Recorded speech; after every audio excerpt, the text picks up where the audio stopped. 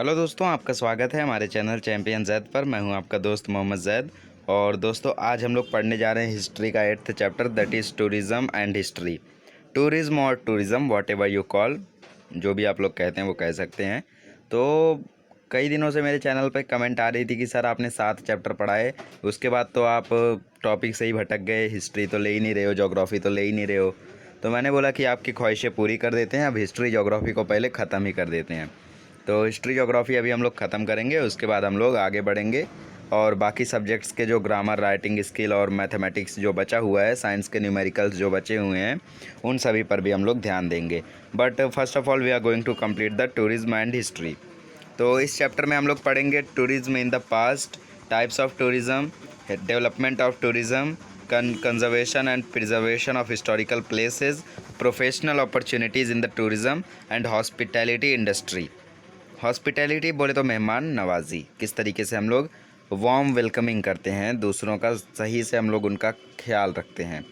पहले के पास्ट में टूरिज़्म कैसा था वो पढ़ेंगे, फिर टूरिज़्म के टाइप्स कितने हैं, बोर्ड एग्ज़ाम में आ चुका है मार्च 2020। टाइप्स ऑफ टूरिज़्म लिखा था और आजू बाजू 4 बॉक्स बने थे, चारों बॉक्स में फिल करना था। फिल किया था आपने? आप तो अभी 10th में हो, अभी कहाँ से फिल कर लोगे। बट ध्यान रखना, डेवलपमेंट ऑफ टूरिज़्म कैसे कैसे डेवलप हुआ, फिर टूरिज़्म किसकी वजह से होता है, हिस्टोरिकल प्लेसेस की वजह से, और उसको प्रिजर्व कैसे किया जाता है वो। आफ्टर दैट प्रोफेशनल अपॉर्चुनिटीज़, जो कि एक कॉमन टॉपिक है हर एक चैप्टर में।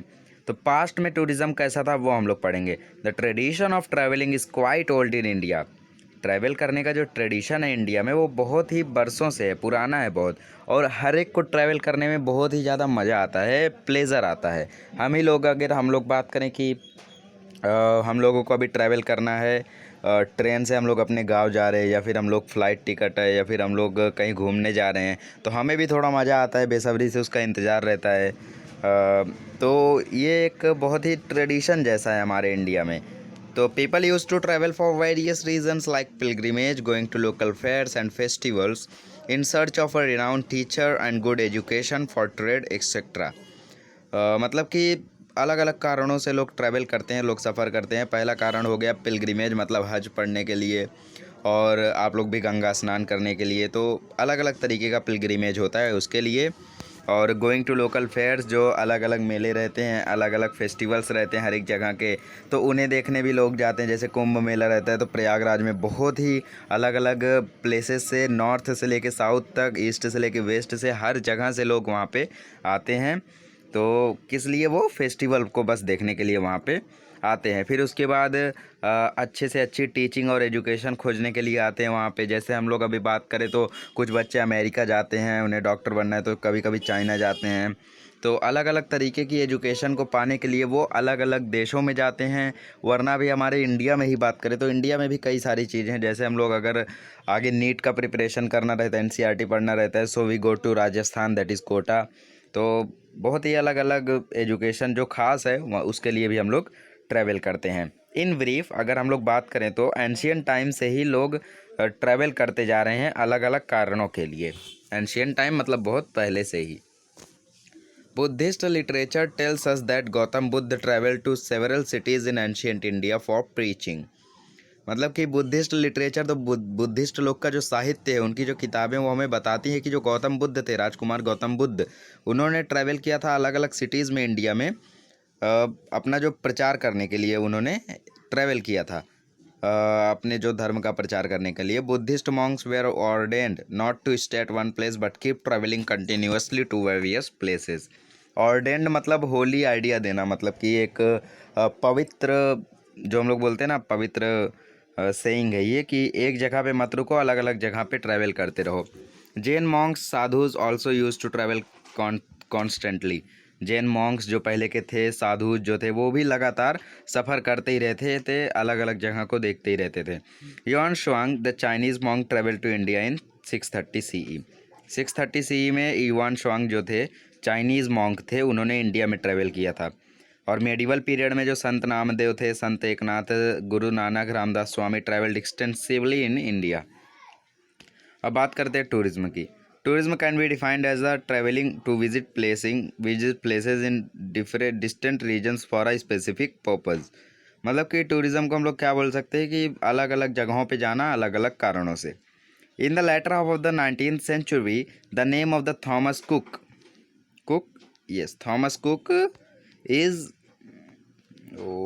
is noteworthy in the context of tourism history।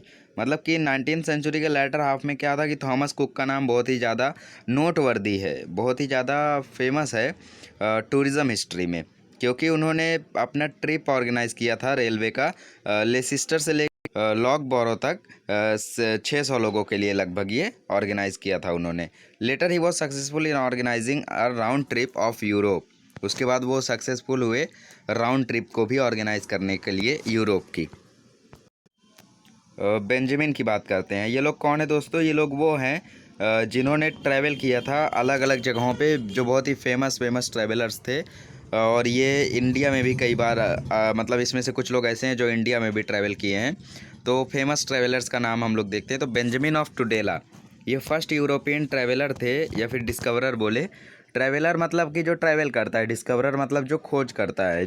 Discovery invention both have difference. Invention मतलब कि चीज़ों को बनाना, डिस्कवरी मतलब चीज़ें हैं बस उसे खोजा नहीं पाए हम लोग। जैसे ऑक्सीजन की बात करें तो ऑक्सीजन पहले से था, लेकिन सबको लगता था कि एक जादू है, हम लोग ऐसे ही हम लोग जिंदा रहते हैं, ब्रीदिंग प्रोसेस चलता है। बट ऑक्सीजन की जब डिस्कवरी हुई तब पता चला सब कुछ ना, तब सब साइंस आया। तो ऑक्सीजन था बट डिस्कवरी हुई 17 around later of the 17th century में हुआ था ऑक्सीजन का डिस्कवरी। तो वो होता है डिस्कवरी। तो ये एक डिस्कवरर थे, अलग अलग जगहों को खोजते थे। इनका जन्म हुआ था स्पेन में, और 1159 से 1173 तक उन्होंने फ्रांस में ट्रैवल किया, जर्मनी में, इटली में, ग्रीस में, सीरिया में, अरेबिया में, इजिप्ट में, Iraq, Persia, India and China. सोचिए दोस्तों, इतनी इतनी जगहों को इन्होंने ट्रैवल कर डाला मात्र 14 साल में। और ऐसा नहीं कि वहाँ पे उतरे एयरपोर्ट पे, बाहर से नज़ारा देखा, 3-4 सेल्फी ली चले आए, ऐसा नहीं था। वहाँ पे गए, वहाँ की जितनी सिटी थी वहाँ को पूरा ट्रैवल किया, हर सिटी के बारे में जानकारी लिखी, वहाँ की चीज़ों को पता किया, उसके बाद वापस आए। तो वही यहाँ पे लिखा है कि उन्होंने अपनी डायरीज़ मेंटेन की थी अपने अकाउंट ऑफ हिस ट्रैवल के। और उनकी डायरीज़ क्या हैं, बहुत ही एक इम्पॉर्टेंट हिस्टोरिकल डॉक्यूमेंट बन चुकी हैं आज। जैसे आप आज जाओ और अलग अलग जगह पे जाके कोई ऐसी ख़ास चीज़ नोटिस करो हर एक देश में जो कोई नोटिस ना करता हो, तो आपकी जो डायरीज़ रहेंगी वो अगर आने वाले 1000 साल के बाद वो डायरीज़ एक हिस्टोरिकल डॉक्यूमेंट बन जाएंगी। क्योंकि आप वहाँ ध्यान दो जो कोई ना ध्यान देता हो। जैसे हर एक देश का हम लोग बात करें तो फेमस फूड तो सब लोग जानते हैं, बट कुछ ऐसे अननोन फैक्ट्स आप लोग अपनी डायरी में लिखो जो बहुत ही कम लोग जानते होंगे। तो इस तरीके से वो बहुत ही ज़्यादा हिस्टोरिकल बन सकता है। बात करते हैं मार्को पोलो की। ये इटालियन ट्रैवलर थे 13th सेंचुरी के, जिन्होंने एशिया को इंट्रोड्यूस किया था चाइना से यूरोप तक के लिए। He stayed in China for 17 year. 17 साल तक ये चाइना में रहे थे, और उन्होंने वहाँ के फ्लोरा और फौना मतलब जानवर और पेड़ पौधे के बारे में लिखा था, सोशल लाइफ के बारे में लिखा था, कल्चर के बारे में लिखा था, ट्रेड सिस्टम के बारे में लिखा था एशिया के। इब्न बतूता की बात करते हैं। ये एक ट्रैवलर थे 14th सेंचुरी के, जिन्होंने इस्लामिक वर्ल्ड में एक पूरी दुनिया को एक इस्लामिक वर्ल्ड में ट्रैवल कराया था। और 30 साल तक वो लगातार ट्रैवल ही करते रह गए थे। He has resolved not to travel twice on the same route. उनका एक रूल था कि अगर आप एक बार इंडिया से चाइना जा चुके हो तो एक बार काफ़ी है, दोबारा आप लोग इंडिया से चाइना मत जाओ। अब की बार आप लोग कहीं और जाओ, दूसरी जगह को डिस्कवर करो। His accounts are helpful in understanding the medieval history and social life. उनका जो अकाउंट था, उनकी जो डायरीज़ थी, वो बहुत ही ज़्यादा इम्पॉर्टेंट रह गई, क्योंकि उन्होंने काफ़ी सारी चीज़ें अपनी डायरी में लिखी थी, तो उनसे काफ़ी ज़्यादा हम लोगों को जानकारी भी मिलती है। Gerardus Mercator of 16th century was a cartographer. He is known for creating a world map. ये क्रिएटर थे, किस चीज़ के क्रिएटर? वर्ल्ड मैप के मैप क्रिएटर थे। तो इन्होंने एक ग्लोब बनाया था, अर्थ का वर्ल्ड मैप बनाया था इन्होंने, और उनका वर्क बहुत ही ज़्यादा यूज़फुल हुआ नेविगेशन के लिए, एक जगह से दूसरी जगह जाने के लिए बहुत ही ज़्यादा हेल्पफुल हुआ था। Eventually he established a travel agency. अब बात करते हैं दोबारा से थॉमस कुक की। तो थॉमस कुक ने एक ट्रैवल एजेंसी बनाई थी, जिसमें वो टूरिस्ट टिकट्स को बेचा करते थे। This early venture of Thomas cook open doors for the development of modern tourism. इसकी वजह से मॉडर्न टूरिज़्म का डेवलपमेंट का दरवाज़ा खुल गया, मतलब उसकी नींव पड़ गई। The tradition of travelling from corner to corner was prevalent in India from ancient time. एक कोने से दूसरे कोने में ट्रैवल करने का जो ट्रेडिशन था वो इंडिया में प्रिवेलेंट है, मतलब कि बहुत ही ज़्यादा पहले से है, ट्रेडिशनल है। Vishnu Bhatt Godse wrote down the accounts of his journey from Maharashtra to Ayodhya and back to Maharashtra। तो विष्णु भट्ट गोडसे ने क्या किया था, उन्होंने महाराष्ट्र से अयोध्या तक का पूरा जो उनका सफ़र था वो लिखा था, और अयोध्या से महाराष्ट्र आते टाइम भी उन्होंने अपना पूरा लिखा था, और उस बुक का नाम दिया था माझा प्रवास, मतलब कि my travel. Vishnu Bhatt travel during times of the Indian war of independence in 1857 के टाइम पे उन्होंने अपना ट्रैवलिंग किया था। He was the eye witness for many events related to this historical event. मतलब कि 1857 में जो इतनी सारी चीज़ें घटी थी उसके ये आई विटनेस थे, मतलब आपको वो आंखों देखा हाल बता सकते थे। तो आप लोग अगर अपने दादा अगर हैं तो दादा दादी नाना नानी ये सभी उस टाइम तो नहीं रहे होंगे, बट उनको शायद मालूम होगा, उन्हें उनके दादा ने शायद बताया होगा उन टाइम के बारे में। तो वही सब चीज़ें जो उनको बताई गई हैं वही तो हम लोग आज हिस्ट्री में पढ़ रहे हैं। आज कोरोना वायरस फैला हुआ है इतना ज़्यादा, पूरे वर्ल्ड में लॉकडाउन है, लोग घरों से बाहर नहीं निकल पा रहे हैं। आगे चल के ये हिस्ट्री बन जाएगा। 100-200 साल बाद बच्चे पढ़ेंगे कि कोरोना वायरस आया था, अमेरिका में सबसे ज़्यादा हुआ था, इंडिया में भी तबाही मचाई थी, लॉकडाउन हो गया था। तो वही चीज़ें हिस्ट्री बन जाती है दोस्तों। History is nothing only this. तो यही चीज़ें होती हैं। His accounts are full of detailed description about various incidences during this period, specially those about the life of Lakshmibai. Lakshmibai के बारे में इन्होंने बहुत ही ज़्यादा डिस्क्रिप्शंस, मतलब कि फुल डिटेल दिया था उनके बारे में, जिनको हम लोग झांसी की रानी बोलते हैं। We also get to know the nature of the Marathi language of the 18th century. और अपनी बुक इन्होंने मराठी में लिखी थी, तो हमें ये भी समझ में आता है कि पहले के टाइम पे कितनी हार्ड मराठी बोली जाती थी, या फिर कौन से ऐसे शब्द हैं जो पहले उनकी जगह कोई और शब्द इस्तेमाल किया जाता था, अब हम लोग चेंज हो गए हैं। तो ये सभी चीज़ें हम लोगों को समझ में आती हैं। अब बात करते हैं टाइप्स ऑफ टूरिज्म की। These days tourism has become an independent field of the local, interstate, national and international business। इन सभी चीज़ों के लिए आजकल टूरिज़्म एक इंडिपेंडेंट फील्ड बन चुका है, मतलब एक बिजनेस बन चुका है टूरिज़्म करना। बिजनेस कैसे बना है वो आगे हम लोग पढ़ेंगे। The desire to visit national and international monuments, places of historical importance and natural beauty, ancient centres known for handicrafts, pilgrim centres, industrial centres and sites of various developmental projects etcetera promote tourism. मतलब कि जो आप लोगों की एक natural beauty है, जैसे हम लोग बात करें तो स्विट्ज़रलैंड लोग क्यों जाते हैं, क्योंकि वो इतना सुंदर देश है। और भारत में भी लोग क्यों आते हैं, क्योंकि यहाँ पे एक अजूबा है ताजमहल, और भी बहुत सारे यहाँ पे हिस्टोरिकल मॉन्यूमेंट्स हैं जिन्हें देखने लोग यहाँ पे आते हैं। लोग मक्का क्यों जाते हैं, क्योंकि वहाँ पे पिलग्रिम सेंटर है, तो वहाँ पे वो जाते हैं तो कितना ज़्यादा खर्च करते हैं, तो वो जो खर्च करते हैं वो किसे मिलता है, वहाँ की सरकार को। तो ये इस तरीके से एक बिजनेस बन जाता है। और इंडस्ट्रियल सेंटर्स को लोग विजिट करते हैं, साइट्स को लोग विजिट करते हैं। अमेरिका में लोग इसलिए जाते हैं क्योंकि वो एक डेवलप्ड सिटी है, देखने जाते हैं कि आखिर डेवलप्ड कंट्री है, तो उसे देखने जाते हैं कि वहाँ की सिटीज़ कितनी अच्छी अच्छी हैं।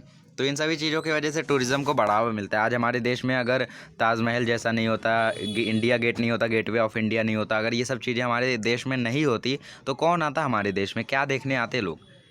हमें देखने तो आते नहीं, सही है कि नहीं? तो कोई भी नहीं आता हमारे देश में, इसकी वजह से टूरिज़्म को बढ़ावा नहीं मिलता था।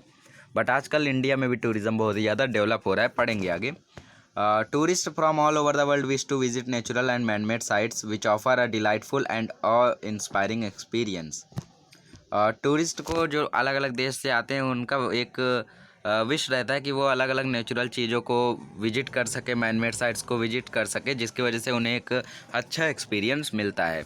The places like snow capped peaks, beaches, pristine jungles which were neglected previously became important location of tourist interest. मतलब कि इन चीज़ों को नेग्लेक्ट कर दिया गया था, पहले नेग्लेक्ट हो गई थी, बट अभी एक इम्पॉर्टेंट इंटरेस्ट बन गई हैं टूरिस्ट की। Mass media began to make special audio visual presentation highlighting the places of tourist interest। मतलब कि जो मास मीडिया है वो क्या करते हैं, डॉक्यूमेंट्री बनाते हैं अलग अलग चीज़ों की, जैसे जो व्लॉगिंग की तरह ये एक हो गया कि आपने पूरा उसकी खास खास चीज़ों को बताया। जैसे अभी कोई है, समझ लीजिए मैं ही हूँ और मैं जाना चाहता हूँ आगरा, गया हूँ बट एक बार और जाना चाहता हूँ, समझ लीजिए अभी तक नहीं गया हूँ, तो मैं ऐसा मोबाइल लूँगा और फिर उसमें देखूँगा कि भाई ताजमहल में क्या क्या खास है। तो एक बार अगर मैं वो वीडियो देखूँगा, वो डॉक्यूमेंट्री देखूँगा, तो 100% मेरा मन कहेगा कि भाई अभी चलते हैं, जब का टिकट है नहीं अभी चलते हैं वहाँ पे। तो इसकी वजह से एक बहुत ही ज़्यादा इंटरेस्ट आता है। और जो बाहर के लोग होते हैं, बाहर के जो टूरिस्ट होते हैं, उसमें से जो लोग रिच होते हैं, मतलब कि जो बहुत ही ज़्यादा अमीर होते हैं, उनके पास तो बस करने के लिए ज़्यादा काम होता नहीं है, क्योंकि समझ लीजिए उनके पापा बिजनेसमैन है, तो उनके पास तो कोई काम रहेगा नहीं। तो वो टूरिस्ट लोग क्या करते हैं, ट्रैवल करते हैं, अपना टाइम पास करते हैं, अलग अलग चीज़ों को विटनेस करते हैं। तो मास मीडिया के थ्रू उन चीज़ों को हाईलाइट कर दिया जाता है। जैसे ताजमहल की खासियत क्या है, वो कलर्स बदलता है, और भी बहुत सारी खासियत है वहाँ पे, क्या क्या चीज़ें लगी हैं और कौन कौन सी ऐसी चीज़ें हैं जो उसको ख़ास बनाती हैं। तो ये सभी चीज़ों को अगर एक बार हाईलाइट कर दिया गया तो उसको देखने के लिए टूरिस्ट ज़रूर आएंगे। ताजमहल ही नहीं, हमारे मुंबई में भी बहुत सारी चीज़ें हैं। तो इसकी वजह से टूरिस्ट क्या करते हैं, बहुत ही ज़्यादा इंटरेस्ट बना लेते हैं और ज़रूर आते हैं। तो मास मीडिया का भी एक बहुत बड़ा रोल रहता है। Tourism can be broadly typified into local tourism, interest tourism, interstate tourism, international tourism, religious tourism, historical tourism, health tourism, science tourism, agro tourism, sports tourism, tourism based on special events। ये सब types थे दोस्तों, types of tourism. Local and inter state tourism. Local मतलब कि यहीं पे local locality में ही tour करना, और इंटर स्टेट मतलब कि स्टेट में। लोकेलिटी मतलब मुंबई में रहते हो आप, तो मुंबई में ही टूर करना। जैसे मैं यहाँ से गेटवे ऑफ इंडिया जाऊँ, ताज होटल जाऊँ, वो सब मेरा लोकल टूरिज़्म हो गया। इंटर स्टेट टूरिज़्म मतलब महाराष्ट्र में, महाराष्ट्र स्टेट है ना, तो उस स्टेट में ही ट्रैवल करना एक जगह से दूसरी जगह, जैसे मुंबई से Pune. This kind of tourism is not very overwhelming because it is with in one's own country. हमारी कंट्री में ही रहता है, तो ये उतना ज़्यादा प्लेजरेबल नहीं होता है। It does not cause difficulties of language. हमें कोई डिफ़िकल्टी भी नहीं होती है, सबको हमारी भाषा समझ में आती है। प्रोकरिंग करेंसी एंड डॉक्यूमेंट, करेंसी की भी कोई प्रॉब्लम नहीं होती है, कागजात की भी कोई प्रॉब्लम नहीं होती है। More so we can plan it at the time suitable to us. कभी भी हम लोग जा सकते हैं, अभी मन किया अभी गाड़ी उठाओ और चलो। International tourism. Now days international मतलब कि एक कंट्री से दूसरी country. Nowadays it has become easier to travel because of the easy availability of number of option of railway, marine and air transport। आजकल ट्रैवल करना क्यों आसान हो गया है, क्योंकि हमारे पास n नंबर ऑफ ऑप्शंस हैं। रेलवे हो गया, मरीन हो गया, एयर ट्रांसपोर्ट हो गया। किससे आप लोग जाना चाहते हो? आप लोगों को अगर एक चीपेस्ट चाहिए, मतलब कि चीप ट्रैवल आप लोगों को करना है, सस्ते में करना है, तो आप लोग मरीन चुनो। रेलवे तो हर जगह जाएगा नहीं भाई, पानी में कहाँ से बनाओगे। तो मरीन ट्रांसपोर्ट है link the coastal regions. Marine transport की वजह से जो कोस्टल रीजन है उनको एक लिंक मिल गया है। There is a trans European railway route, एक यहाँ पे ट्रांस यूरोपियन रेलवे रूट भी है। एविएशन मतलब कि जो एयर ट्रांसपोर्ट है, उसकी वजह से पूरा वर्ल्ड क्लोजर आ चुका है। Because of the economic liberalisation policy of the Indian government, the number of people travelling back and forth from India is increased.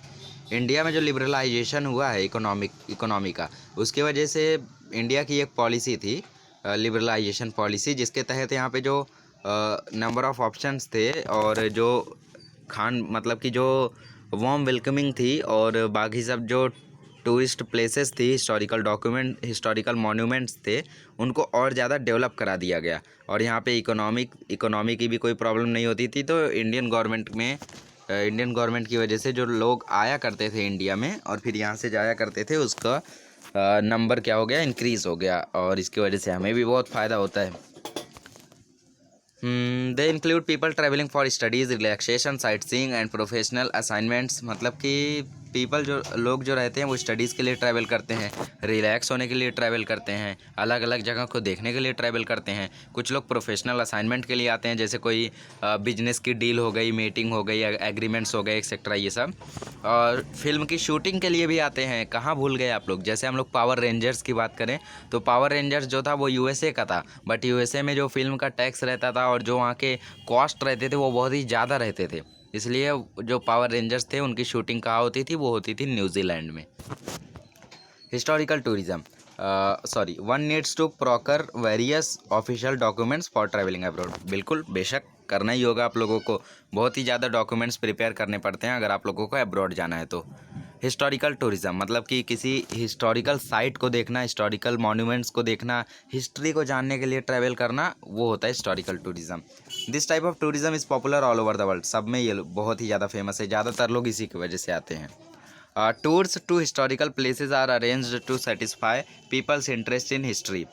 मतलब कि जो लोगों का इंटरेस्ट रहता है हिस्ट्री में, जो उनकी जिज्ञासा रहती है, उसको सेटिस्फाई करने के लिए, उसका समाधान करने के लिए इसका जो ये हिस्टोरिकल टूरिज़्म अरेंज किया जाता है। It can be noted in this context that Gopal Neelkanth Dandekar, a renowned Marathi writer, used to arrange hiking tours to forts in Maharashtra. ये क्या किया करते थे, ये हाइकिंग टूर कराया करते थे महाराष्ट्र के अलग अलग किले पे, ताकि हम लोग उस साइट को एक्सप्लोर कर सके पास से एकदम, छत्रपति शिवाजी महाराज से जो बहुत ही ज़्यादा जुड़ी हुई थी और उनके अचीवमेंट से। जो छत्रपति शिवाजी महाराज बहुत ज़्यादा उन्होंने अचीव किया था अपने फोर्ट्स के लिए, किले पर जो उन्होंने कब्जा किया था, मतलब कि किसी को कब्जा नहीं करने दिया था, तो वो सभी को एक्सप्लोर करने के लिए वो ऑर्गेनाइज़ किया करते थे। Tours are also arranged to important historical sites in India such as forts in Rajasthan, ashram of Mahatma Gandhi and Acharya Vinoba Bhave, important places related to the Indian War of Independence in 1857 etc. मतलब कि tours को और किन किन चीज़ों के लिए arrange किया जा सकता है, जैसे कि इंडिया में जो किले हैं राजस्थान में उनके लिए, महात्मा गांधी के जो आश्रम है उनके लिए, आचार्य विनोबा भावे के जो आश्रम है उनके लिए, इंपॉर्टेंट प्लेसेज जो कि इंडियन वॉर ऑफ इंडिपेंडेंस 1857 से रिलेटेड है उसके लिए अरेंज किया जा सकता है। और यहाँ पे देखिए दोस्तों, वैली ऑफ फ्लावर्स कितना ज़्यादा सुंदर दिख रहा है ना। एक बार हम लोग पिक्चर देखते तो भाई जाना है यहाँ पे।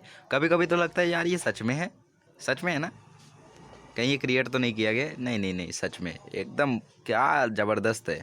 सबसे पहला ख्याल आएगा कि यहाँ पे सेल्फी लेंगे तो कैसा लगेगा। तो जल्दी आप लोग प्लान कर सकते हैं टूर करने का, लॉकडाउन ख़त्म होने के बाद। बोर्ड एग्ज़ाम देख के ज़रूर आप लोग रिलैक्स होइए। You would like to know this. People of various religious communities are dispersed globally, मतलब कि हर एक अलग अलग कम्युनिटी के लोग डिस्पर्स हुए हैं ग्लोबली, मतलब कि पूरे देश में वो लोग फैले हुए हैं पूरी दुनिया में। However, they feel united because of their mythological traditions and the places associated with those traditions. मतलब कि फिर भी उन लोग यूनाइटेड समझते हैं। जैसे हम लोग सऊदी की बात करें, अरब की बात करें और अलग अलग ऐसी कंट्रीज़ की बात करें जो मुस्लिम कंट्रीज़ हैं, तो क्या है वहाँ पे कि वो लोग यूनाइटेड फील करते हैं। यूनाइटेड क्यों फील करते हैं? क्योंकि उनका जो धर्म है वो सेम है, उनकी जो उनके गॉड सेम है, उनके जो प्रेयर करने का तरीका है वो सेम है, हज पढ़ने का तरीका सेम है, तो इसलिए वो लोग यूनाइटेड समझते हैं खुद को। तो इससे क्या होता है, तो बहुत ज़्यादा फ़ायदा होता है इससे। लोग यूनाइटेड रहते हैं तो प्यार बढ़ता है लोगों में और कभी झगड़ा या तकरार नहीं होता है। और कंट्रीज़ में तो झगड़ा वैसे भी नहीं होना चाहिए भाई। हाँ, अभी मैं और मेरा फ्रेंड झगड़ा करेंगे तो 2-3 नुकसान होगा, मतलब कि थोड़ी बहुत चोटें आएंगी बस। बट कंट्रीज़ में झगड़ा हुआ तो कंट्री के झगड़े में बहुत सारे लोगों का नुकसान हो जाता है। तो इन सभी चीज़ों की वजह से वो यूनाइटेड फील करते हैं। This creates a desire to travel to those place and it give rise to religious tourism. इसकी वजह से रिलीजियस टूरिज़्म ज़्यादा हो जाता है। In this context, the construction undertaken by Ahilya Bai Holkar spending from her personal funds are noteworthy. Ahilya Bai Holkar जो थे उन्होंने कई सारे कंस्ट्रक्शन किए थे और अपने पर्सनल फंड से किए थे। उन्होंने नहीं कह सकते, मतलब कि वो एक अहिल्या बाई होलकर थी, मतलब कि वो एक फ़ीमेल थी, तो अपनी पर्सनल फंड से उन्होंने बहुत ज़्यादा काम किए थे और नोटवर्दी है वो। Ahilya Bai wanted to provide good amenities on the pilgrim routes like चार धाम यात्राज एंड 12 ज्योतिर्लिंगाज। मतलब कि चार धाम यात्रा और बाकी जो चीज़ें हैं वहाँ पे एमिनिटीज़ प्रोवाइड करना चाहती थी, फैसिलिटीज़ प्रोवाइड करना चाहती थी। तो इसलिए उन्होंने बहुत ही ज़्यादा प्लानिंग की थी, तो लोगों को ज़्यादा परेशानी नहीं हुआ करती थी, लोगों को सभी फैसिलिटीज़ मिल जाती थी। हिस्ट्री पढ़ लिया, अब जोग्राफिक टूरिज़्म पढ़ते हैं, जोग्राफी पढ़ते हैं। This type of tourism involves visiting places to observe special geographic features of a region. It includes various natural and animal sanctuaries, places like valley of flowers Uttarakhand, जो कि valley of flowers कहाँ है, उत्तराखंड में है। और geographic tourism में क्या होता है कि लोग ट्रैवल करते हैं जोग्राफिक फीचर्स को देखने के लिए। जैसे अभी मैं वेस्टर्न घाट जाऊँ, वेस्टर्न घाट जाऊँ वहाँ के कास्ट प्लेटों को देखने के लिए, तो वो एक जोग्राफिक टूरिज़्म हो गया मेरा। बीचेस को देखने के लिए लोग गोवा जाते हैं, यूनिक जोग्राफिकल वंडर्स को देखने के लिए जाते हैं, जैसे क्रेटर लेक हो गया लोनार में, और रंजा खलागे हो गया, naturally carved out cavities in rocks. मतलब कि इसको एक रॉक है वहाँ पे कैविटीज़, मतलब कि गैप्स बनाए गए हैं, वो नेचुरली है, वो निघोज में है इन महाराष्ट्र में ही है। Many tourist like to visit this places to satisfy their curiosity. इन सभी चीज़ों को देखकर बहुत ही ज़्यादा सेटिस्फैक्शन मिलता है। Health tourism, people from the western countries find the health services and facilities in India comparatively cheaper and yet of good standard, hence many foreigners prefer to come to India to avail of the medical facilities and health services. आप अगर बात करें तो भाई आप लोग सोच रहे होगे कि यार ये लोग इलाज करवाने के लिए इंडिया में क्यों आते हैं। उल्टा इंडिया वाले तो कोई बड़ी बीमारी हो जाती है, कैंसर हो गया या फिर कोई और तगड़ी बीमारी हो गई, तो ये लोग इलाज करवाने के लिए तो अमेरिका जाते हैं, अलग अलग कंट्रीज़ में जाते हैं, फिनलैंड जाते हैं। तो भाई लोग इंडिया में क्यों आते हैं। अरे भाई इंडिया को इतना ख़राब मत समझो, इंडिया इतनी तगड़ी कंट्री है। और यहाँ पे क्या फ़ायदा है कि बहुत सारी कंट्रीज़ के जो इकोनॉमी है वो इंडिया से भी कम है। और वहाँ पे अगर हेल्थ का बात करें तो बहुत ही ज़्यादा महंगा है। तो इंडिया में लोग इसलिए आते हैं, जैसे अभी कोई बड़ी बीमारी नहीं है, जैसे हम लोग बात करें तो कोई हार्ट की ही प्रॉब्लम है, हार्ट का ऑपरेशन कराना है, बट वहाँ पे बात करें तो वहाँ पे ऑपरेशन के लिए लाख रुपए मांगे जा रहे हैं, 2 लाख रुपए मांगे जा रहे हैं। बट वही ऑपरेशन हमारे इंडिया में 70,000 में हो जाए, 60,000 में हो जाए, तो लोग इंडिया को ज़्यादा प्रीफर करते हैं। और इंडिया में ट्रैवल करना सेफ़ भी है और यहाँ पे ज़्यादा प्रॉब्लम भी नहीं होती ट्रैवल करने के लिए, बिकॉज़ इसीलिए वेस्टर्न कंट्रीज़ यहाँ पे ज़्यादा आती हैं मेडिकल फैसिलिटीज़ के लिए। India is a tropical country where ample sunlight is available throughout the year. India एक ट्रॉपिकल कंट्री है, इसलिए बहुत ही ज़्यादा सनलाइट यहाँ पे अवेलेबल रहती है। और वहीं बात करें कुछ कंट्रीज़ की, तो जैसे इंग्लैंड की बात करें तो वहाँ पे पूरे साल भर में शायद ही इतनी सनलाइट होती होगी ज़्यादा। बट पहली बार ऐसा हुआ था दोस्तों पिछले साल कि वहाँ पे भी इतनी तगड़ी गर्मी पड़ी थी कि लोग त्रस्त थे, बहुत ही ज़्यादा परेशान थे, बिकॉज़ उन्हें तो ठंडे क्लाइमेट की आदत पड़ गई थी। तो जो लोग को स्किन प्रॉब्लम हो जाती हैं ठंडे में रहने के कारण, वो लोग यहाँ पे आते हैं और गोवा में जाके मस्त वहाँ पे सो के सनलाइट लेते हैं। This attract tourist from countries with cold climate to India, जैसा मैंने बताया। Availability of facilities for yoga training and therapies based on Ayurveda is one of the more reason to want to visit India.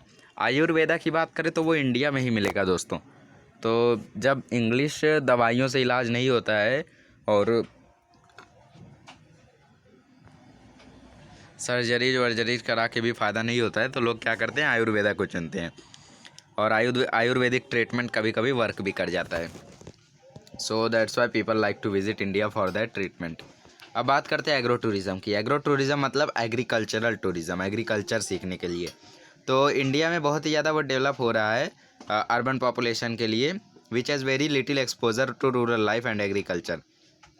Now Indian farmer, India के जो farmers हैं वो दूसरी countries में भी जा रहे हैं ताकि वो एग्रीकल्चर को और अच्छे से सीख सकें। एग्रीकल्चर यूनिवर्सिटीज़ में जा रहे हैं। जैसे इसराइल की बात करें, इसराइल जो कंट्री है वो वहाँ पे एक्सपेरिमेंटेशन होता है एग्रीकल्चर के टेक्नोलॉजी का। वहाँ पे एग्रीकल्चर के लिए बहुत ही बढ़िया बढ़िया टेक्नोलॉजीज़ हैं, तो वो सब कैरी आउट होते हैं, तो वहाँ पे भी लोग विजिट करते हैं इसके लिए।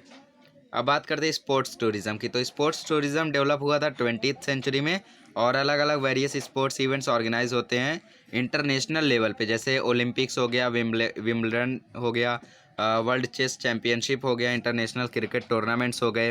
While there are events like Himalayan car rally on national level, Himalayan car rally हो गया और बाकी सारी चीज़ें ऑर्गेनाइज करते हैं, तो उसके लिए भी हम लोग टूरिज़्म करते हैं। जैसे अभी आईपीएल होने वाला है 19 सितंबर से, तो 15 अगस्त को सारे प्लेयर्स जा रहे हैं यूएई, बिकॉज इस साल तो कोरोना वायरस की वजह से इंडिया में हो नहीं सकता आईपीएल। तो ये क्या हुआ, स्पोर्ट्स टूरिज़्म हुआ। Events like Maharashtra Kesari wrestling competitions are organised on state level, state level पे इसको ऑर्गेनाइज किया जाता है। तो travelling to attend such events, मतलब कि इन इवेंट्स को अटेंड करने के लिए लोग जो ट्रैवल करते हैं वो आता है स्पोर्ट्स टूरिज़्म के अंडर में। जैसे अभी यूएई में हो रहा है मैच, तो हो सकता है कि 20 या 30% ऑडियंस अलाउ करे। सोशल डिस्टेंसिंग का पालन तो करेंगे, बट पूरे स्टेडियम को आई डोंट थिंक खाली रखेंगे, तो थोड़ी ऑडियंस को अलाउ करेंगे। तो जो लोग क्रिकेट के बहुत बड़े फ़ैन हैं वो ज़रूर वहाँ पे जाएंगे, तो उससे क्या होगा, टूरिज़्म बढ़ेगा, इकोनॉमी बढ़ेगी। Tourism based on special event, special event पे जो टूरिज़्म होता है, लोग ट्रैवल करना चाहते हैं अलग अलग रीजन्स के लिए, अलग अलग चीज़ों को देखने के लिए। In the 21st century it has become common to organise such events which also help to promote tourism. जैसे फिल्म फेस्टिवल हो गया, अलग अलग टाइप के सेमिनार्स हो गए, कॉन्फ्रेंस हो गई, इंटरनेशनल बुक एग्जीबिशन हो गया। तो ये सभी चीज़ों को क्यों ऑर्गेनाइज़ किया जाता है, ताकि बाहर से लोग आएँ और इसे देखें। फिल्म फेस्टिवल मतलब कि जो अवार्ड्स शो होता है और बाकी सब चीज़ों को ऑर्गेनाइज किया जाता है, तो बाहर के लोग क्या करते हैं कि भाई उसमें बहुत सारे सुपर स्टार्स आएंगे, चलो देखते हैं कि इंडिया के सेलिब्रिटीज़ कैसे होते हैं, तो ट्रैवल करके आएंगे। अलग अलग टाइप के सेमिनार्स होते हैं, उसके लिए लोग आते हैं। हेल्थ के सेमिनार हो गए और बिजनेस के सेमिनार्स हो गए, अलग अलग प्लानिंग के सेमिनार्स हो गए, तो उन सभी चीज़ों को भी देखने के लिए लोग आते हैं। ज़्यादातर जो साइंटिस्टों के सेमिनार्स होते हैं उनको ज़्यादा प्रीफर करते हैं। इंटरनेशनल बुक एग्जीबिशन हो गया, मतलब कि कोई ऐसी बुक है जो इंडिया की है और वो इंटरनेशनली फेमस है, तो उसका एग्जीबिशन होगा तो वो लोग आएंगे। तो ये सब एग्जाम्पल है स्पेशल इवेंट्स का। People keep visiting several places to attend such special event. लोग ट्रैवल करते रहते हैं इन सभी चीज़ों को देखने के लिए। Many literature enthusiasts in Maharashtra travel every year to attend Akhil Bharatiya Marathi साहित्य सम्मेलन, पन इंडिया मराठी लिटरेरी कन्वेंशन। इस चीज़ को अटेंड करने के लिए हर साल लोग, बहुत ही ज़्यादा लिटरेचर एंथोसियस्ट्स, मतलब कि जो लोग बहुत ही ज़्यादा साहित्य में एक्सपर्ट्स हैं, उन लोग ज़रूर ट्रैवल करते हैं इस चीज़ को देखने के लिए। डेवलपमेंट ऑफ टूरिज़्म की बात करते हैं। तो टूरिज़्म कैसे कैसे डेवलप हुआ और कैसे कैसे हम लोग अब डेवलप कर रहे हैं, उन सभी चीज़ों की बात करेंगे इसमें।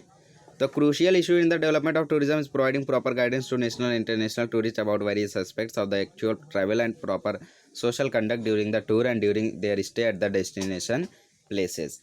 क्रूशियल इशू मतलब कि सबसे इम्पॉर्टेंट पॉइंट क्या है डेवलपमेंट ऑफ टूरिज़्म का, कि प्रॉपर गाइडेंस देना जो टूरिस्ट आ रहे हैं नेशनल और इंटरनेशनल लेवल से, तो उन सभी को प्रॉपर गाइडेंस हम लोग देंगे तभी वो आना यहाँ पे पसंद करेंगे। और उनका वार्म वेलकमिंग होना चाहिए, उनकी पूरी खातिरदारी होनी चाहिए। और प्रॉपर सोशल कंडक्ट मतलब कि उनको अच्छे से कंडक्ट करना, उनको पूरे ट्रैवल में एकदम खुश रखना, और ऐसा नहीं उनको लगना चाहिए कि ये कहाँ आ गए हम। Giving priority to ensure safe transport and security facilities for the tourist amenities of reasonable good standard availability of good accommodation good washroom facilities on the travel routes is of a great significance in promoting tourism. भाई सबसे important इसमें मेरे को लगता है good washroom है। Washroom facilities जो है इंडिया में वो अभी भी उतनी ठीक नहीं है जो हमारे पब्लिक टॉयलेट्स है, बट उसको अगर थोड़ा सा सेव अच्छा कर दें तो टूरिस्ट क्या करेंगे, तारीफ़ तो ज़रूर करेंगे, क्योंकि कोई भी टूरिस्ट हो उसको वॉशरूम तो जाना ही पड़ता है ट्रैवल के दौरान। तो अगर वो वहाँ पे जाएगा तो क्या सोचेगा, भाई ये इंडिया है। इंडिया तो नहीं लग रहा है, इंडिया के बारे में तो मैंने बहुत कुछ सुना था। फिर आता है गुड एकोमोडेशन, मतलब कि उनके रहने की जगह एकदम बढ़िया रहनी चाहिए। अभी जो भी प्लेयर्स आते हैं मुंबई में, जब भी मैच होता है तो वो लोग रुकते हैं ताज होटल में। भाई उससे बढ़िया जगह नहीं है क्या? तो बनाइए, आप उससे बढ़िया जगह बनाइए और चीज़ों को प्रमोट कीजिए। Good standard availability, good washroom facilities, travel routes, ये सभी चीज़ें क्या करती हैं, टूरिज़्म को प्रमोट करती हैं। और फैसिलिटीज़ भी मतलब एमिनिटीज़ भी रहनी चाहिए। और ये बहुत ही ज़्यादा इम्पोर्टेंट है कि स्पेशल अटेंशन देना special needs of handicapped tourist. मतलब कि कोई टूरिस्ट आया है जो हैंडीकैप्ड है, बेचारा लाचार है, चल नहीं सकता या फिर वो बोल नहीं सकता, और भी कई सारी प्रॉब्लम्स हो सकती हैं हैंडीकैप्ड को। बोलने वाली तो आई थिंक नहीं आता है, तो कोई भी टूरिस्ट हो तो उसको प्रॉब्लम नहीं होनी चाहिए। भाई वो चल नहीं सकता है, आप उसकी तरफ अटेंशन ही नहीं दे रहे हो, बेचारा कब से बुला रहा है आपको, उसको काम है, वो चाहता है कि आप लोग उसको लेकर चलो, आप उसको दिखाओ, और आप वहाँ पे बात करने में बिज़ी हो, आप उसकी तरफ अटेंशन ही नहीं दे रहे हो, तो अगली बार वो पक्का वहाँ पे नहीं आएगा। तो उन सभी को बहुत ही ज़्यादा इंपॉर्टेंस देना चाहिए। It is important to take a few primary precaution in order to preserve the historical heritage sites. It is essential that few things should be avoided at any instance, for example vandalizing or defacing the heritage monuments and sites। मतलब कि इन सभी चीज़ों के लिए हम लोगों को कुछ प्राइमरी प्रिकॉशंस लेनी होंगी ताकि हम चीज़ों को प्रिजर्व कर सके। तो कुछ चीज़ें ऐसी है जो हम लोगों को किसी भी इंस्टेंस पे अवॉइड करनी है, कोई भी चीज़ हो उस पर हम लोगों को अवॉइड करनी है। जैसे वेंडलाइज या फिर डिफेस, मतलब चीज़ों को बर्बाद करना। हेरिटेज मॉन्यूमेंट साइट्स पे आप ताजमहल में गए, ताजमहल में क्रेयॉन लेके गए, और हो सकता है कि सिक्योरिटी में आप लोग पकड़े नहीं गए, आपने जाकर वहाँ पे अपना नाम लिख दिया, अपनी ड्राइंग कर दी ताकि लोग देखें। ये बहुत ही गलत बात है। अगर वो निशान नहीं मिटा तो आप लोग क्या करोगे? हुई ना बहुत बड़ी प्रॉब्लम। आगे लोग आएंगे, बोलेंगे ये क्या है, ये ताजमहल है, इस पे ये क्या क्रेयॉन कौन लगा के चला गया। तो ये मैंने क्रेयॉन का बहुत ही छोटा एग्जांपल लिया, बच्चों वाला एग्जांपल है, बट फिर भी समझ सकते हैं आप लोग, ऐसी बड़ी बड़ी प्रॉब्लम्स कभी कभी हो जाती हैं। तो इन सभी चीज़ों को नहीं करना चाहिए। सब लोगों को इन सभी एक्टिविटीज़ से रेफरेंस दूर रहना चाहिए। Writing on walls, carving on trees पे कार्व कर देते हैं लोग। पेंट एंशियंट मॉन्यूमेंट्स इन गारिश कलर, मतलब कि एंशियंट मॉन्यूमेंट्स को ऐसे कलर से पेंट कर देते हैं जो बहुत ही ज़्यादा उसके लिए हार्ड हो। Lack of good amenities in the persons of the heritage sites cause filthiness, इसकी वजह से क्या हो जाता है, फिल्दीनेस हो जाता है। It is very essential for the tourist that pamphlets, guides and history books, where is it,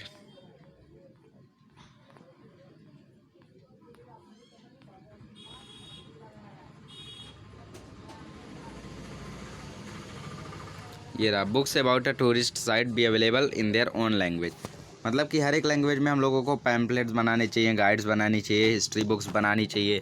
जैसे कोई यूएसए का आया तो उसको इंग्लिश में दो, कोई फ्रांस का आया तो उसको फ्रेंच में दो, तो उसकी लैंग्वेज में पढ़ने में उसको अधिक लाभ, अधिक मज़ा आएगा। तो hence such literature should be made available in various languages. ऐसी चीज़ों को हर एक लैंग्वेज में बनाना चाहिए। It would be helpful if the taxi driver are trained to converse in more than one language. अगर टैक्सी ड्राइवर को एक से ज़्यादा लैंग्वेज आता है तो वो भी एक बहुत ही अच्छा पहलू है कि उससे क्या होगा कि टूरिस्ट उससे एकदम खुश रहेगा अगर उसको एक से ज़्यादा लैंग्वेज आते हैं तो वो टूरिस्ट से अच्छे से वार्तालाप भी कर पाएगा। वरना वो इंग्लिश में बोल के चल दिया, उसने कहा यहाँ जाना है और टैक्सी वाला कहीं और लेके चला गया। दे में ऑल्सो भी ट्रेंड एज टूरिस्ट गाइड, उसको एक टूरिस्ट गाइड की तरह भी ट्रेन करना चाहिए। मतलब कि टैक्सी वाला क्या क्या करे, 3 चीज़ें करे, अलग अलग लैंग्वेज में उससे बात करे, उसके बारे में जाने, उसको थोड़ा सा अच्छा फील कराए। दूसरी चीज़ उसको ड्राइव करके ले जाए। तीसरी चीज़ उसको ड्राइव करते करते बताए कि ये हम लोग मरीन ड्राइव से पास हो रहे हैं, अभी हम लोगों का एक बहुत ही बड़ा बिल्डिंग आएगा, अंबानी की बिल्डिंग आएगी जहाँ पे हेलीकॉप्टर लैंड होता है। तो वो सभी चीज़ें बताते हुए जाएगा तो उसको अधिक मज़ा आएगा और मज़ा आएगा। ये हम लोगों का घारापुरी केव्स अगर हम लोग देखें तो, और ये हम लोगों का कास पत्थर। यहाँ का नज़ारा देखिए ज़रा आप लोग दोस्तों, क्या गजब नज़ारा है यहाँ पे। एक बार तो आप लोगों को ज़रूर जाना चाहिए, दूर नहीं है, महाराष्ट्र में ही है। Conservation and preservation of heritage. अब हेरिटेज का कंजर्वेशन और प्रिजर्वेशन किस तरीके से होता है उसकी बात यहाँ पे की जा रही है। It is a hard task, जी हाँ बिल्कुल सही, बहुत ही हार्ड टास्क है कि हम लोग कंजर्व और प्रिजर्व कर सके हेरिटेज साइट्स को। हमारी कंट्री हिस्टोरिकल साइट से रिच है एंशियंट टाइम से ही। अभी तो कोई हेरिटेज साइट नहीं है, बट एंशियंट टाइम की जितनी भी हेरिटेज साइट्स हैं, बहुत ही ज़्यादा हेरिटेज साइट्स हैं हमारे इंडिया में। अगर हम लोग एक एक साइट को उठा के देखें तो आप लोग बहुत सारी साइट्स को पाओगे। महाराष्ट्र में ही हम लोग इतनी सारी साइट्स को देख सकते हैं। तो हमें नेचर ने तो बहुत कुछ दे दिया है, बट उस चीज़ों को प्रिजर्व कर लेंगे तो और अच्छा रहेगा। It is also blessed with abundance of nature. हमें नेचर ने नेचुरल रिसोर्सेज भी बहुत ही ज़्यादा मिली हैं, बट प्रिजर्व नहीं कर पा रहे हम लोग, that's the problem. Heritage of any country is divided into natural heritage and cultural heritage. Natural बोले तो नेचर का बनाया हुआ, कल्चरल बोले तो इंसान का बनाया हुआ, मैन मेड। जैसे ताजमहल की बात करें तो वो एक कल्चरल हेरिटेज है, उसको इंसानों ने बनाया था। There are some heritage sites in India which are acclaimed globally such as Taj Mahal at Agra, Jantar Mantar observatory at Jaipur, and also the rock cut caves at Ajanta, Verul and Gharapuri, Elephanta caves in Mumbai harbour, Chhatrapati Shivaji Maharaj railway terminus in Maharashtra. ये सभी चीज़ें globally मतलब कि पूरी दुनिया में famous हैं। Kaas plateau in Maharashtra is located in the western Ghat which is a world natural site. पूरी दुनिया का ये नेचुरल साइट है दोस्तों, नेचुरल हेरिटेज साइट है। सोचिए कितना ज़्यादा ये फेमस है। ये पैराग्राफ याद रखना आप लोग, ये आप लोगों को कहीं पे भी आ जाएगा, ऑब्जेक्टिव में आ जाएगा, फिल इन द ब्लैंक्स में आ सकता है, रॉन्ग पेयर में आ सकता है, बॉक्स वाले में आ सकता है, तो थोड़ा ध्यान रखिएगा इसमें।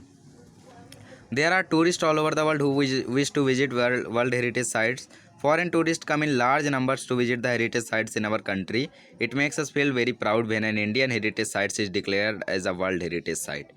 एक इंडियन हेरिटेज साइट को जब वर्ल्ड हेरिटेज साइट में डिक्लेयर किया जाता है तो बहुत ही ज़्यादा गर्व होता है हमें। आप ही सोचो ना, हेरिटेज साइट वाला लेसन तो मैंने पढ़ाया है इंग्लिश में, तो उसमें आप लोग देख सकते हो कि एक हेरिटेज साइट को वर्ल्ड हेरिटेज साइट बनने के लिए कितनी सारी चीज़ों को पार करना पड़ता है। तो जब भी ऐसा होता है तो हम लोगों को कितना ज़्यादा प्राउड फील होता है, तो हम लोगों को बहुत ही ज़्यादा पसंद आता है, ये सभी चीज़ें देखकर बहुत ही ज़्यादा खुशी होती है। However whenever we visit such places, ऐसी चीज़ों को जब भी हम लोग विजिट करते हैं तो कुछ चीज़ें देखकर बहुत ही ज़्यादा डिसअपॉइंटेड फील करते हैं। क्योंकि क्या देखते हैं हम लोग वहाँ पे कि कुछ लोग अपना नाम लिख कर गए हैं चारकोल से, कुछ लोगों ने पिक्चर बना दी है, कुछ लोगों ने वैंडलाइज कर दिया है, थोड़ा सा तबाही मतलब कि थोड़ा सा ख़राब कर दिया है। It affects our image as a nation. हमारा जो भारत देश का जो इमेज बना हुआ है दूसरे कंट्रीज़ में, तो उसको अफेक्ट करता है ये। हेरिटेज साइट्स को प्रिजर्व करने के लिए we need to resolve that, हमें एक प्लेज लेनी चाहिए। I shall strive to maintain the cleanliness of heritage site. ये हम लोगों को डूज और डोंट्स बताया गया, मतलब करो और मत करो, क्या करो और क्या मत करो। तो हमें क्या करना है, हेरिटेज साइट्स की क्लीनलीनेस को मेंटेन करना है। ये हम लोगों का हो गया डूज, और एक हो गया डोंट्स। डोंट्स क्या है, I shall not do anything which will result in vandalising of any historical site. मैं ऐसा कोई भी काम नहीं करूँगा जिसकी वजह से हिस्टोरिकल साइट वेंडलाइज हो। ये दो चीज़ें आप लोगों को ध्यान में रखनी है, एक आंसर में भी है, तो आप लोग याद करें। बढ़ते हैं आगे। प्रोफेशनल अपॉर्चुनिटीज़, जो कि एक कॉमन टॉपिक है हम लोगों का सब में। आई थिंक ये लास्ट टॉपिक है, तो मैंने आप लोगों का आज थोड़ा ज़्यादा ही समय ले लिया। थोड़ा सा बोरिंग भी लग रहा होगा बिकॉज ये थोड़ा सा बोरिंग चैप्टर है, आई ऑल्सो थिंक, बट क्या करें, पढ़ना तो पड़ेगा ही। चलिए पढ़ते हैं। Tourism and hospitality is an industry with potential to create maximum employment opportunities. Tourism एक हो गया, टूरिज्म मतलब कि एक कंट्री से दूसरे कंट्री में ट्रैवल करना। एक हो गया हॉस्पिटैलिटी, हॉस्पिटैलिटी मतलब कि वार्म वेलकमिंग, खातिरदारी, मेहमान नवाजी, ये सब चीज़ें करना। तो ये दोनों चीज़ें एक इंडस्ट्री की तरह है जो कि मैक्सिमम एम्प्लॉयमेंट अपॉर्चुनिटीज़ जनरेट करती है। इनके वजह से क्या होता है, हमें बहुत ही ज़्यादा जॉब की अपॉर्चुनिटीज़ मिलती है। If managed professionality it is a very stable industry. अगर प्रोफेशनलिटी देखें, इसको हम लोग प्रोफेशनली देखें, तो ये एक बहुत ही स्टेबल इंडस्ट्री है। तो क्या होता है यहाँ पे कि इसमें बहुत ही ट्रिमेंडियस स्कोप है एक्सपेरिमेंटेशन और इनोवेशंस का। मतलब आप लोग इसमें काम ढूंढ सकते हो, खुद से काम ढूंढ सकते हो, और आपको अच्छे अच्छे काम मिल भी सकते हैं। जैसे अभी हम लोग बात करें कैमरामैन जो खड़े रहते हैं हेरिटेज साइट्स पे, तो गवर्नमेंट ने थोड़ी ना कहा था कि आप जाओ और वहाँ पे फ़ोटो खींचो, खुद से उन्होंने उसको इनोवेट किया था कि अगर हम लोग ऐसा करें तो और भी ज़्यादा हम लोगों को रेवेन्यू मिल सकता है। तो कितना ज़्यादा इससे फ़ायदा रहता है। बट अभी तो सब लोग खुद जाके सेल्फी लेते हैं, कौन उनसे खिंचवाता है। A good number of opportunities of employments are available in the tourism and hospitality industry. The country which is a tourist destination begins to receive revenue even before a tourist arrives at the airport of that country. जो भी country में हम लोग जा रहे हैं travel करने, जैसे मैं अमेरिका जा रहा हूँ या फिर स्विट्ज़रलैंड जा रहा हूँ, समझ लीजिए मैं स्विट्ज़रलैंड जा रहा हूँ, तो वहाँ पे जाने के लिए मुझे जाने से पहले ही कुछ पैसे देने पड़ते हैं।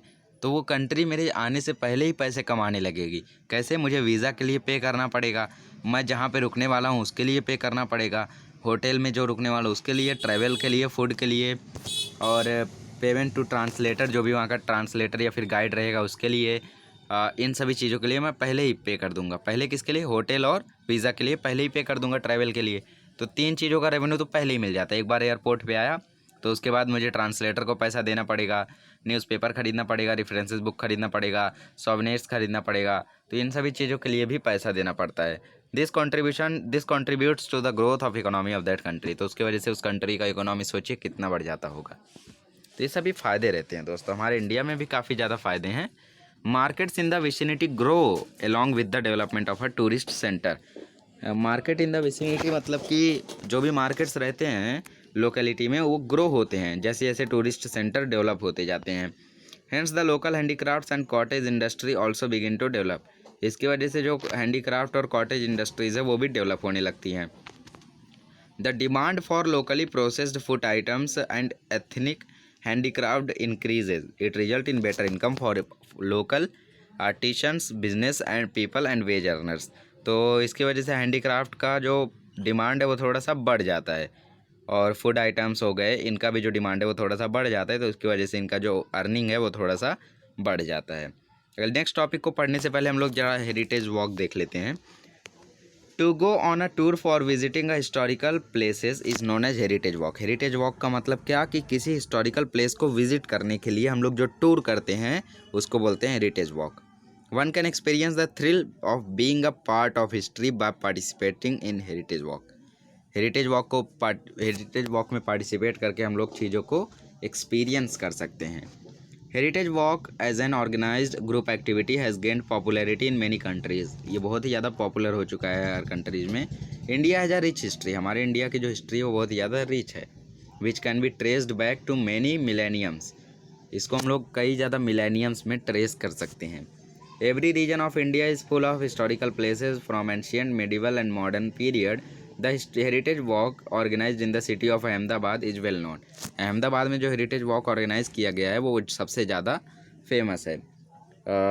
हेरिटेज वॉक मतलब कि वो नहीं हो गया कि आप लोग कहीं पे जाओ, वो तो एक डेफिनीशन हो गया, बट हेरिटेज वॉक एक ग्रुप होता है, जो ग्रुप हम लोग क्रिएट करते हैं, ऑर्गेनाइज करते हैं, वो हो गया। तो अहमदाबाद में भी एक ऑर्गेनाइज है, तो वो सबसे ज़्यादा नोन है। What I did, where it is, here we go, sorry for the interruption. In the cities of Mumbai and Pune in Maharashtra such walks are organized regularly. Pune और मुंबई में सबसे ज़्यादा ये चीज़ों को ऑर्गेनाइज किया जाता है। Heritage walk can encourage people to support projects like conservation and preservation of historical monuments to collect authentic information about them. इन सभी चीज़ों की वजह से, हेरिटेज वॉक की वजह से हम लोग प्रिजर्वेशन कर सकते हैं, कंजर्वेशन कर सकते हैं, और वहाँ के बारे में ऑथेंटिक इन्फॉर्मेशन भी कलेक्ट कर सकते हैं और पब्लिश कर सकते हैं मीडिया के थ्रू। तो residents of renowned citizens who have passed away are also part of heritage in some cities. Blue plaques with the names and others relevant information of such citizens are placed on their residence as a part heritage scheme। मतलब कि जो blue plague की वजह से कई सारे citizens मर गए थे, उनके रेजिडेंसेस पे उन चीज़ों को लगाया गया है ताकि जो लोग हैं उन्हें देख सके। तो वो चीज़ों, जो लोग मर चुके हैं, जो लोग जा चुके हैं, वो भी एक पार्ट ऑफ हेरिटेज बन जाते हैं। जैसे हमारे जो फ्रीडम फाइटर्स हैं वो भी पार्ट ऑफ हेरिटेज बन जाते हैं। It has tremendous scope for experimentation and innovation. इसमें बहुत ही ट्रेमेंडियस स्कोप है एक्सपेरिमेंटेशन और इनोवेशन का। हेरिटेज वॉक ख़त्म हो गया अभी मैं ये फिर से पढ़ाने लगा था, हॉस्पिटैलिटी इंडस्ट्री। हाँ, development of tourism in Maharashtra की बात करते हैं। महाराष्ट्र एक रिच हेरिटेज साइट से ब्लेस्ड है।